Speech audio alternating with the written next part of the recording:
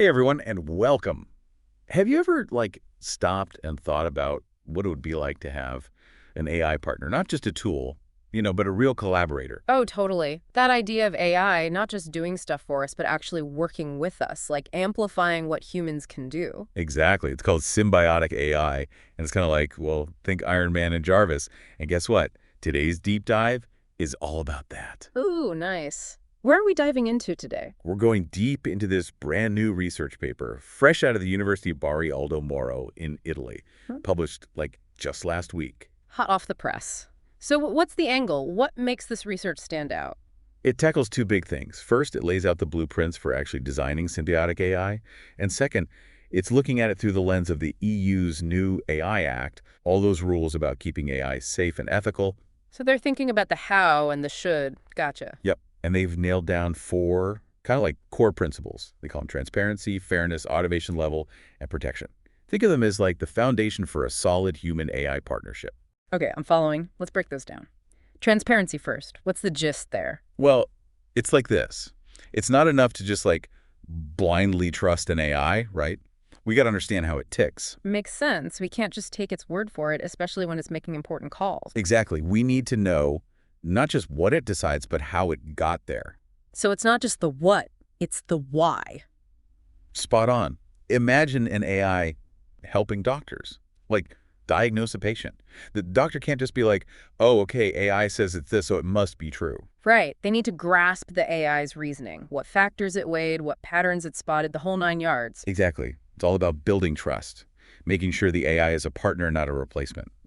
I feel that. Okay, what about fairness? That feels super important, especially as AI gets more powerful. Absolutely. Fairness is all about making sure AI treats everyone equally, no matter their background, their circumstances, any of that. Right, because if we're not careful, AI could end up making the world less fair, not more.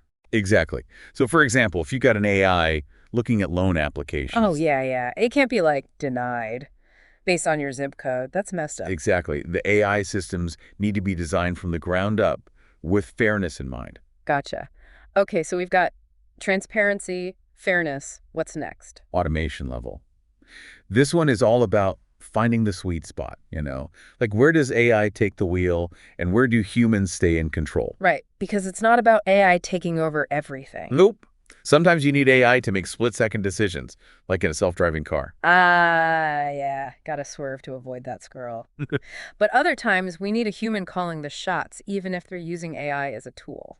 Speaking of self-driving cars, I had this mini freak out the other day. My car's got that driver assist thing, and it slammed on the brakes for no reason. Whoa, yeah, definitely makes you realize, even with fancy AI, humans gotta be ready to take over. Totally. Okay, last principle, Mm. protection. This feels huge, especially with all the personal data flying around. Absolutely. AI needs to be safe, secure, and respectful of our privacy. Right, so it's not just about protecting our data from, hackers. Nope. It's also making sure AI doesn't cause harm to people or the environment.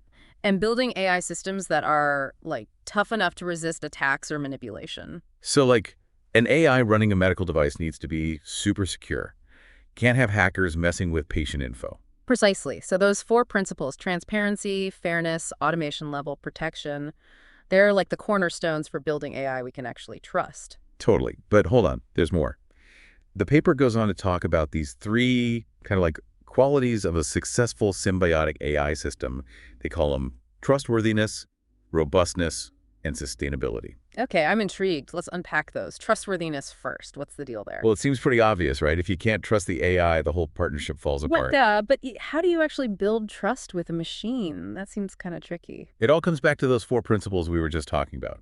If an AI is transparent, fair, protective, and has the right level of automation, people are more likely to be like, okay, I can trust this thing. Right. It's not just about feeling warm and fuzzy. It's about those principles in action. Exactly. Okay, so next up, robustness. What does that even mean for AI? It means the AI can handle whatever you throw at it. Unexpected situations, challenges, you name it. So imagine a self-driving car in a blizzard. A robust AI would be like, no problem, I got this. Yeah. But a less robust one might freak out and crash. Exactly. We need AI that's adaptable and can roll with the punches. Real world stuff can get messy. For sure. Okay, last one, sustainability. This one's close to my heart. Oh yeah, we got to think about the planet. As we rely on AI more and more, it's got to be sustainable. Totally. Using resources responsibly, minimizing energy consumption, all of that can't just be focused on cool tech and ignore the impact. Right, so we've got principles, we've got qualities, but the paper doesn't just stop at the theory. They actually dug into real-world AI research. Now that's what I'm talking about. So what are researchers actually doing? Are they putting these ideas into practice? They are. One of the biggest trends they found is this huge push for transparency in AI algorithms. Seems like the EU AI Act is really lighting a fire under researchers to make AI more understandable. That's awesome. So the AI Act is already having a positive impact. It seems so. They also found that fairness and protection are often studied together, like a package deal. Which makes sense, right? Yeah. Ethical AI has got to be both fair and protect people. Exactly. It shows there's a growing awareness that AI needs to be designed with human rights and responsible data handling in mind.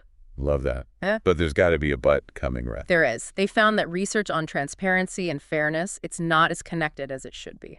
Oh, interesting. So even though there's progress, there's still work to do to make sure those two things go hand in hand. Exactly. And that leads us to some of the challenges they highlighted. Not to be a downer, but more like, hey, let's think about these things. Hit me with those challenges. What are some of the hurdles we got to clear in this whole symbiotic AI thing? Well, one of the biggest ones is figuring out how to take those high-level goals, like the stuff in the AI Act, and actually turn them into real-world designs. Right, because it's one thing to say AI should be ethical. It's another to actually build it that way. For sure. Another biggie is measuring how trustworthy, robust, and sustainable an AI system actually is. We need solid ways to assess that stuff. Because if you can't measure it, you can't improve it, right? Exactly. And then there's the whole definition thing. Like, what is symbiotic AI, really? There's no single agreed-upon definition right now. It's kind of like the Wild West out there. All these possibilities, but no clear roadmap. Right. And last but not least, we often get so caught up in the technical stuff that we forget about, well, humans. Oh, right. Like how people actually interact with AI, how it makes them feel, all of that. Exactly. We can build the most amazing AI in the world, but if it doesn't work for people, it's not going to succeed. So it's not just about algorithms and data. It's about psychology and behavior, too. Totally. We need to figure out how to design AI that feels natural, intuitive, and empowering to use. Okay, so big picture. Why should all this matter to our listeners? Why should anyone care about these principles and challenges?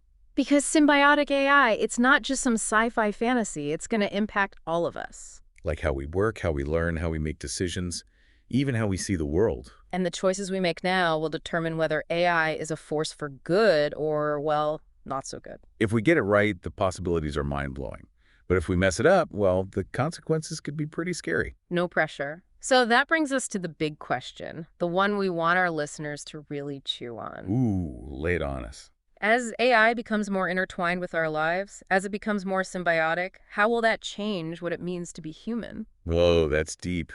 Will we develop new skills, new ways of thinking? Or will we become too dependent on technology? Will we lose some of our, critical thinking abilities? That's a lot to unpack. But these are the questions we need to be grappling with as we enter this brave new world of symbiotic AI. Absolutely. It's not just about the tech itself. It's about what kind of future we're building and what role we want AI to play in it. Totally. And those are questions that everyone needs to be a part of answering. Couldn't agree more. We got to have these conversations now, before it's too late. It really makes you think about the choices we're making now and how they'll shape the future.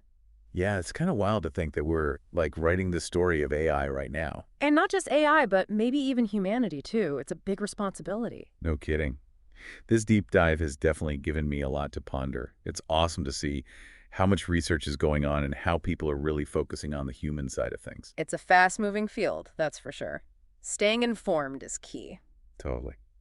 So, to wrap things up for this part of our deep dive, let's leave our listeners with this. Stay curious, stay informed, and keep asking those tough questions. Because the future of AI, it's intertwined with our own future, and that's something worth thinking deeply about. It really does, doesn't it? Yeah. Makes you wonder what's next for us in AI. Absolutely. And it's not just about, the tech itself. It's about how we use it, the choices we make, what we build it for. Totally. Speaking of which, what are some of the applications of symbiotic AI that you're most excited about? The stuff that really gets you going? Ooh, good question. One area I'm super fascinated by is scientific discovery. Imagine AI partnering with scientists, helping them crunch massive data sets. Oh, yeah, like finding patterns and stuff that humans might miss. Exactly. And not just finding patterns, but also like generating hypotheses, Yeah. stuff we wouldn't even think of. So AI becomes like a super-powered research assistant. Totally. Helping scientists push the boundaries of what's possible. That's awesome. What else? Any other areas that have you, like, super hype? Personalized healthcare. Imagine AI creating custom treatment plans for each person based on their genes, their lifestyle, their medical history, everything. Whoa, that's next level. Like, AI could predict health risks before they even happen. Exactly. It could even help develop new therapies tailored to each individual. Okay, now that's just straight up science fiction. Yeah. But in a good way, obviously. Right. And there's also the potential for AI to boost creativity. Think of AI working with artists, musicians, writers, helping them explore new ideas. Oh, wow. So AI could become like a muse, almost? Kind of. It could help us break creative boundaries and come up with stuff we never could have imagined on our own. Mind blown. But, okay, we've talked a lot about the good stuff. What about the potential downsides of symbiotic AI? What keeps you up at night? Well, one big worry is job displacement. As AI gets smarter, some people fear it'll automate a lot of jobs. Yeah, that's a real concern. Right. We need to make sure everyone benefits from AI, not just a few lucky ones. Absolutely. And we also got to be super careful about algorithmic bias. Right, because if AI is trained on biased data, it's just going to perpetuate those biases. Exactly. It could lead to unfair or even discriminatory outcomes, which would be a disaster. So you definitely don't want that. It's like we were saying before about the loan applications. AI needs to be fair for everyone. 100%. It's a tough challenge, but it's one we got to solve if we want symbiotic AI to be a force for good. Couldn't agree more. Well, we've covered a lot of ground today. Any final thoughts you'd like to share?